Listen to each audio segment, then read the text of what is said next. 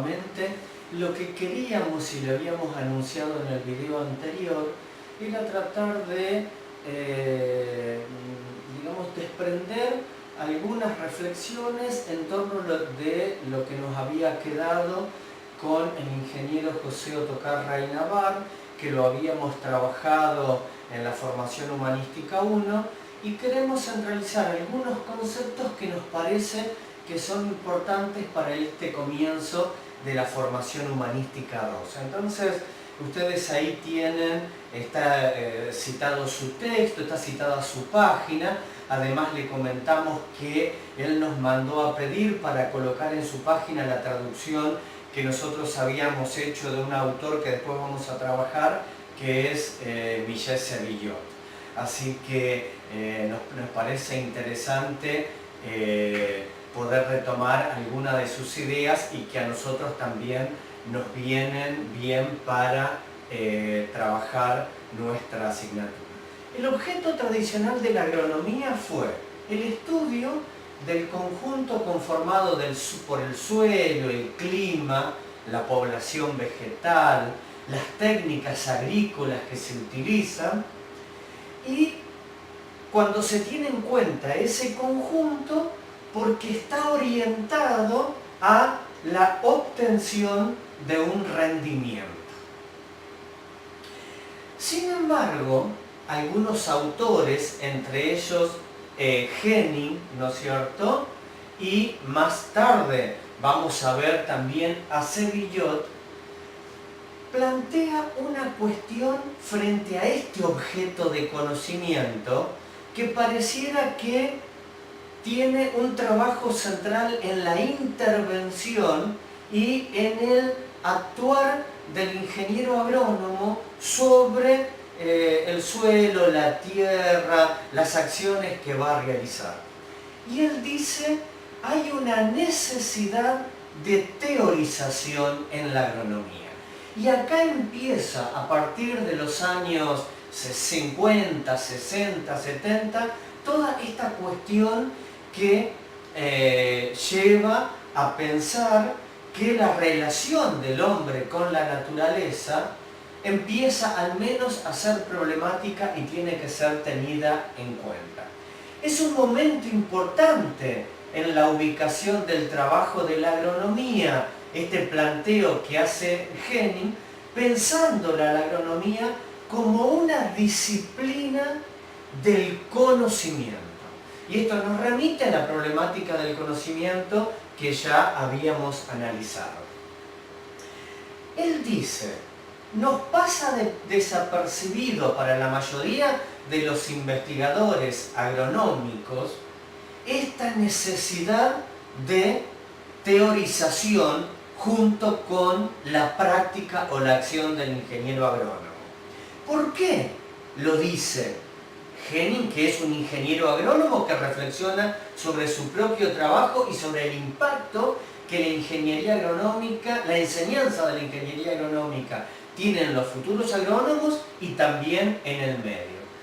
Porque han sido formados, dice, esos investigadores y esos ingenieros agrónomos en el pragmatismo anglosajón, que implicaba afirmar que su trabajo centralmente estaba puesto en el desarrollo de técnicas agrícolas para atender a los cuellos de botella que estaba generando la productividad. Fundamentalmente aquí la cuestión de la cantidad de población que iba apareciendo a nivel mundial y que se iba haciendo cada vez mayor y más problemática, fundamentalmente en el campo de la alimentación. Entonces, hay dos corrientes, dice Henning, a nivel mundial que intentaron, al menos dos corrientes, esto tiene su problemática, pero al menos dos corrientes. Una, la clásica, que él dice tiene la característica de ser fragmentaria y especializada. Ya vamos a ver qué significa esto de lo fragmentario y lo especializado. Porque hoy todos tenemos una necesidad de la especialización, pero la hiperespecialización es como que nos deja parados en núcleos temáticos tan específicos que fácilmente perdemos de vista el contexto. Y dice, otra de esas visiones es la visión integradora que nos acercó a partir de los años 70, fundamentalmente, lo que se llamó el holismo. Entonces, ¿cuándo tenemos una mirada fragmentada?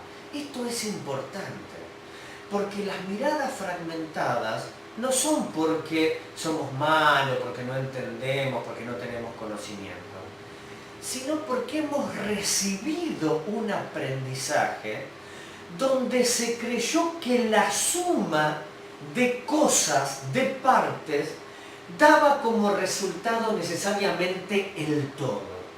Y la realidad concreta es que a partir de la teoría general de sistemas, que ustedes vieron en primer año en la introducción a los sistemas agropecuarios y van a seguir viendo a lo largo de su carrera, muestra que el todo es mucho más que la suma de sus partes. En una cuestión muy práctica, ¿no es cierto? El todo, empresa familiar, ¿no es cierto?, por emplear una expresión que no me gusta tanto, pero no me viene la otra, ¿no es cierto?, ese todo es mucho más que la suma de casa, familia, tierra, lotes, sembrados, animales, ordeños, es mucho más que eso. Ese todo es mucho más que solo la suma de sus partes. En el único caso en el que el todo es la suma de las partes es en la geometría, que es un aspecto formal donde se trabaja con objetos que no tienen una existencia real. Por lo tanto, de alguna forma se está trabajando con miradas más ficticias, por decirlo de alguna manera. En cambio, en todo lo que tiene que ver con los objetos reales de conocimiento y con la vida humana, nunca el todo es solo la suma de las partes. Entonces, ya entienden por dónde estamos transitando con una mirada fragmentaria. A ver, una fragmentación es la libreta de la escuela secundaria o el boletín o como se llame en este momento. Ustedes tienen historia, una nota para historia, matemática, química, inglés, geografía, Cada uno tiene una nota. Cuando vos terminás, por decirlo de alguna manera, tenés un promedio general que obtuviste ese año, que es la suma de esas partes, te da un promedio, ¿no es cierto? ¿Qué fueron todas esas partes? Fragmentos. Porque vos no tenés ningún lugar donde esos fragmentos efectivamente encuentren la interacción que las precede y que después les va a pedir de alguna manera que se reintegre en la vida cotidiana. En esencia, la agricultura es una intervención sobre un mundo, dicen estos autores. ¿Pero qué características tiene ese mundo? Complejo. ¿Por qué? Porque la naturaleza es un objeto de conocimiento complejo. Y cuando vimos distintos tipos de pensamiento decíamos, porque tiene una comunidad científica que está reflexionándolo, porque tiene un marco teórico de referencia, porque no está centrado en lo complicado, sino en las relaciones y las interacciones que se dan. Y, como consecuencia, para ustedes como ingenieros agrónomos, si los agricultores quieren tener éxito en sus empresas agrícolas, en su espacio agrícola, ¿no es cierto?, tienen, por un lado, que establecer un marco y un proceso de adaptación con ese espacio físico, geográfico, conceptual y de análisis.